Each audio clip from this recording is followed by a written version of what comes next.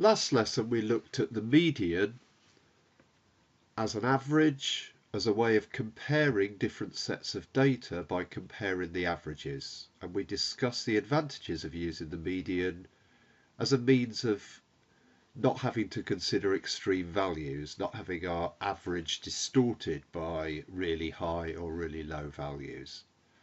And also measuring the spread of data, the variation of it, by just considering the middle 50%, again getting rid of extreme values. This lesson we're going to look at standard deviation and the mean, using the mean as an average and standard deviation as a measure of variation from the mean. The mean does have sometimes the advantage of including all the data. So we're going to learn what the term standard deviation means. Most of what we do with standard deviation we can do on a graphical calculator. We also, however, do need to know the formula for standard deviation so that we can work out standard deviation or work out other unknowns from summary data. So the interquartile range is what we learned about last lesson, and we discussed that as a measure of spread. It's fairly obvious how it works in relation to the median and the lower and the upper quartile, and it does have some advantages over considering the mean. However, because it doesn't use every value, it's often preferable to use the mean, and in a lot of ways standard deviation is a more sophisticated measure of spread of data. Looking at this data here, the mean is 4. So the mean of these values is 4. If we wanted to measure how much each of these values in this data set varies from the mean, we could do so. 1 is obviously 3 under, 2 under, and we've got 3 2s, haven't we? 4 is bang on, isn't it? So it doesn't vary at all. Then we've got 3 values of 5, 1 over, 2 values of 3. If we add up those differences though, we get 0. So in order to avoid these differences cancelling each other out, what we do is we square them. So minus 3 squared is 9, minus 2 squared 4, etc. And you can see here we've got all the square values. We then add them up, divide by how many terms we've got. We've got 10 terms, and we find the mean of those differences. This result here we call the variance. If we then square root the value, we get the standard deviation. So that's what we call the standard deviation of these numbers, 2.05. These are the only two formulae we need to know. This is the formula we already know for the mean. We sum all our x values and we divide by how many values we've got. We use this little sigma to signify standard deviation, which is the square root of the sum of the differences between the x values and the mean squared divided by n, the number of terms. I'll talk a bit about this bottom formula here in the lesson, but we don't actually either need to use or know this formula.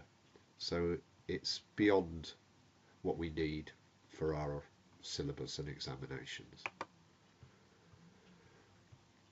Okay, so let's have a go at applying the formulae.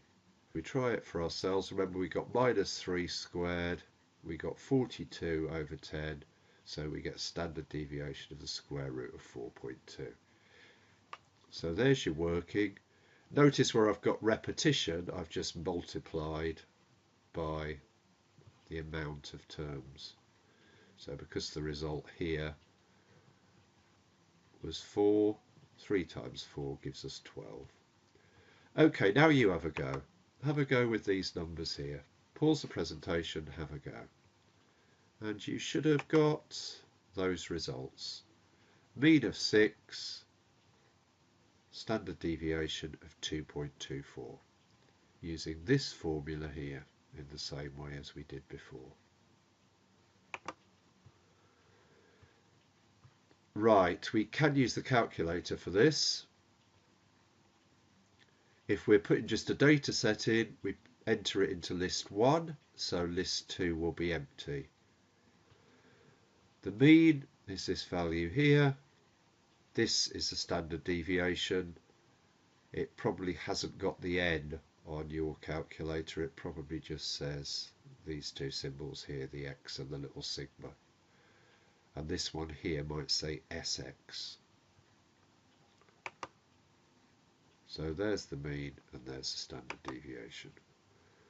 We can also do it for a frequency table, and to do that we enter the data in list 1, we enter the frequencies in list 2, we make sure that our set, if we press F2 for calc and then F6 for set, that on this second row for the frequency it says list 2. If it doesn't, then use the list option and press the number 2 on the number pad. And then press exit, go back to the previous screen, and then it's F1 for one variable. And then you should get this summary data here, and again this is the mean, this is the standard deviation. Okay, have a go at this one yourselves. Pause the presentation, have a go. Right, you should have got standard deviation of 0.98 and a mean of 2.08. And that's all we really need for Stats 1, to compare the most goals. Make sure you answer the question, make sure you put the answer in context. Don't just say the mean is bigger for the ladies than for the men. You'll get no marks for that. You need to state that the mean is bigger for the ladies, therefore on average the ladies score more goals than the men. They score on average 3.3 a game, the men score on average 2.08. I know it's obvious, but make sure you put that context into your answer. And then you could also say that the amount of goals scored is more varied for the women because the standard deviation is higher, considerably higher. So that's how we compare data using the mean and standard deviation. When we've got continuous data, we estimate by looking at the midpoint of the class intervals. We sometimes need to consider rounded values that might go into class intervals. So if 20 is in this class interval, then anything that would round down to 20 would actually be here rather than here. So we could potentially have values over 20 in this interval, like 20.4 for example. And similarly, any value up to 30.4, 30.4 something would fall into this interval. So we sometimes use that data for our midpoint, and I'll talk a bit more about that in lesson. But for the purposes of this example, we're just going to go in the middle of these two numbers, add them up and divide by 2, which is what you have to do in the exam. But I'll talk to you a bit more about that in lesson. So it'd just be 10, 25, 40, 60, 85 for those midpoints. Okay, have a go. You enter those values in list 1 and the frequency values in list 2. Once you've done it for group 12A, do it for group 12B, and then we'll compare the results.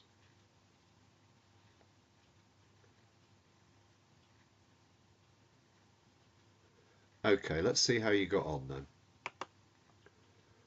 So you should have got a mean of 42.2 for 12A and 42.3 for 12B. So I think the comment there would be that the mean is more or less the same.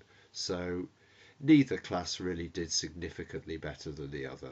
12B did slightly better. Standard deviation, there's probably enough of a difference there though to say that the results were more varied for 12A. And that's about it really. So if you manage to successfully answer that question, then you should be ready for the lesson.